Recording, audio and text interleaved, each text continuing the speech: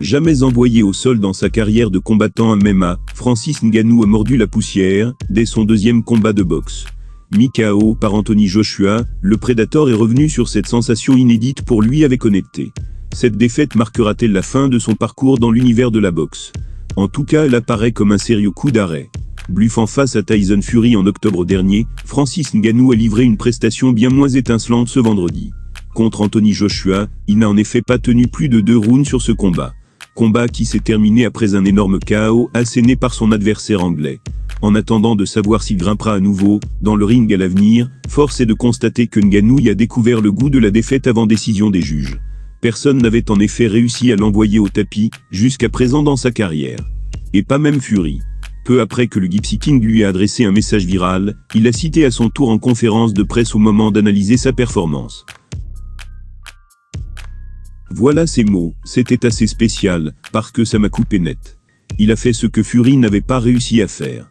Ce n'était pas mon jour, et Joshua a tout simplement été meilleur que moi aujourd'hui. C'est dommage, mais c'est le jeu, on le sait tous. C'est comme ça.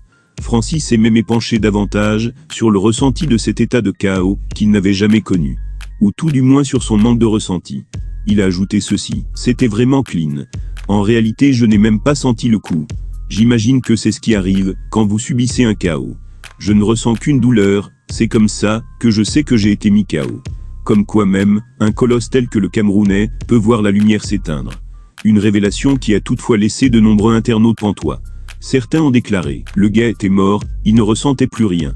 T'as vu la lumière frérot? Contrairement à ce que certains pourraient croire, la droite ravageuse d'Anthony Joshua n'a pas provoqué une grande douleur chez Francis Ngannou.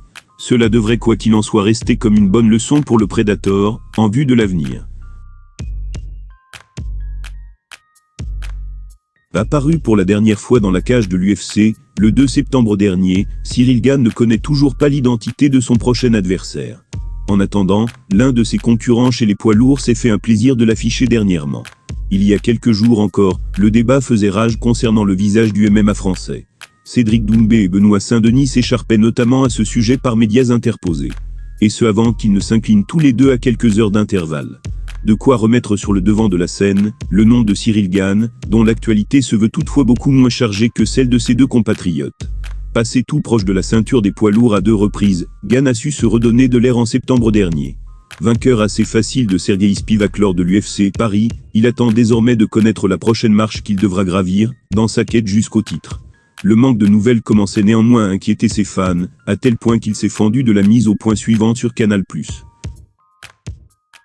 Voilà ces mots, j'espère qu'il y aura une annonce dans les jours à venir. À vrai dire c'est mon souhait, j'aimerais pouvoir combattre avant la fin avril. J'aimerais énormément, donc on croise les doigts. En attendant on s'entraîne, et le reste on verra. Voilà une volonté claire malgré un timing restreint. Ce qui pousse à s'interroger sur les potentiels adversaires qu'il pourrait défier, d'ici quelques semaines. Suite au refus répété de Thomas Spinal de l'affronter, 2 noms se démarquent au sein de sa catégorie. Il s'agissait de Sergei Pavlovich et Curtis Blade. Ce dernier combattait en effet lors de l'UFC 299 et s'est imposé de manière convaincante face à Gelton Almeida. Grappleur renommé, il aurait dès lors fait office de test intéressant pour bon gamin. Si seulement il n'avait pas rejeté cette éventualité au micro de RMC Sport. Il a déclaré, je cite, « Gane ne m'affrontera pas. J'ai demandé un combat contre lui 3 fois, et il a toujours fui. Donc il va devoir attendre. Il n'obtiendra rien de ma part. Je lui ai demandé, il y a quelques années, et il a répondu non. Donc maintenant, je lui réponds certainement pas. Il ne voulait pas se frotter à un grappleur, j'en suis toujours un. Il va devoir mériter son combat contre moi je veux Aspinall. » Au sortir de sa victoire, Blade paraît en position de supériorité et compte bien dicter son avenir. À ce titre, il peut se permettre de repousser d'éventuelles approches de Gane, comme celui-ci l'avait fait avec lui.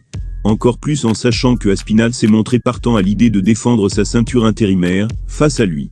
Il semblerait donc que la seule option restante pour Ciryl le mène à Pavlovich, ce qui n'a rien d'un cadeau. Après Thomas Spinal, voilà que Curtis Blade refuse à son retour de se mesurer à Ciryl Gane. Et ce, après avoir soi-disant subi le même traitement de sa part.